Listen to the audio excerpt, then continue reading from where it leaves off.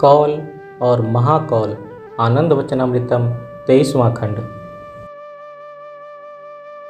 आज से 7000 वर्ष पूर्व एक महान योगी हुए थे। उनका नाम सदाशिव था। तुम जानते हो, तंत्र में योगियों की 2 कोटियां होती हैं, कौल और महाकौल। कौल का अर्थ है वे आध्यात्मिक साधक जिन्होंने अपनी कुल कुंडलिनी को सहस्रार चक्र के नियंत्रक बिंदु तक ऊपर उठा लिया है। चरम ऋणात्मकता और चरम धनात्मकता को एक बिंदु में प्रतिष्ठित करना, आरंभिक बिंदु को उच्चतम बिंदु से मिलाना। इस तरह के साधक को कौल कहते हैं, क्योंकि वे अपने कुल कुंडलिनी को ऊपर उठा लेते हैं। कुल शब्द का विशेषण है कौल। कुल मेरुदंड की निम्नतम हड्डी संज्ञावाचक शब्द है। प्रत्येक साधक साधना के माध्यम से कौल हो सकते हैं। महाकौल असामान्य व्यक्तित्व होते हैं। साधकों के लिए महाकौल तारक ब्रह्म कहे जाते हैं। तारक ब्रह्म क्या है? इस जगत की गति अथवा प्रत्येक सत्ता की गति का अपना विशेष स्वभाव होता है, पर अणु के मध्य में उसका केंद्र होता है और इलेक्ट्रॉन उस केंद्र के चारों तरफ घूमते हैं। प्रत्येक सत्ता में ही एक केंद्र होता है और इतर सत्ताएं उसके चारों ओर चक्कर लगाती हैं। यदि केंद्रातिगा और केंद्रानुगा शक्ति के तुलनात्मक प्रायोगिक बल में परिवर्तन हो जाता है, तब चक्राकार गति में भी परिवर्तन हो जाता है। यही वैयष्टिक कारण है और इस परिस्थिति में यह तिर्यक आकार ग्रहण कर लेता है।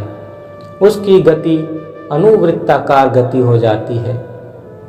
जहाँ तक भूमा चक्र का संबंध है, वह बिंदु जहाँ पैराबोलिक आकार और अंडाकार इलिप्टिकल आकार एक दूसरे से स्पर्श करते हैं, वह स्पर्श बिंदु ही तारक ब्रह्म है। वे तारक ब्रह्म सामान्य मनुष्यों में तंत्र और योग की प्रगति में सहायता करने के लिए भौतिक आकार ग्रहण करते हैं। ये महापुरुष ही महाकौल कहे जाते हैं। शिव महाकौल थे। वे लगभग 7000 वर्ष पूर्व यहाँ आए थे। उनके बाद लगभग 3500 वर्ष पूर्व एक दूसरे महाकौल आए। उन्हें कृष्ण कहा जाता था।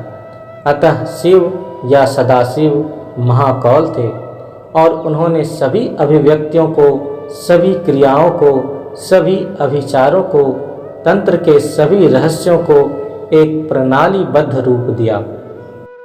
गौरी शिव की पत्नी थी। उनको पार्वती भी कहा जाता है।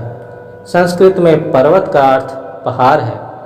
गौरी एक पर्वतीय कन्या थी, हिमालय की कन्या थी, इसलिए साधारण रूप से उन्हें पार्वती कहा जाता है। वे भी एक महान योगिनी थीं। शिव और पार्वती को एक आदर्श समझा जाता है। वे सभी योगियों द्वारा, चाहे पारिवारिक हो अथवा सन्यासी, एक आदर्श के रूप में समझे जाते हैं।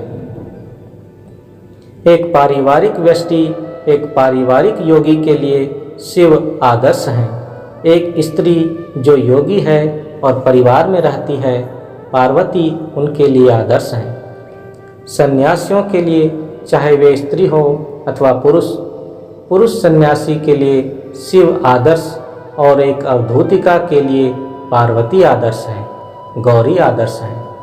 मैं समझता हूँ तुम लोगों ने इस कहानी को समझ लिया। यह सिर्फ कहानी ही नहीं है, यह तथ्य है और योग की बहुत सी पुस्तकें शिव और पार्वती के बीच के संवाद हैं। शिव एक आदर्श व्यक्ति के प्रतिमान हैं और गौरी एक आदर्श महिला की प्रतिमान है। श्री श्री आनंद मूर्ति 23 अप्रैल 1967 मनीला।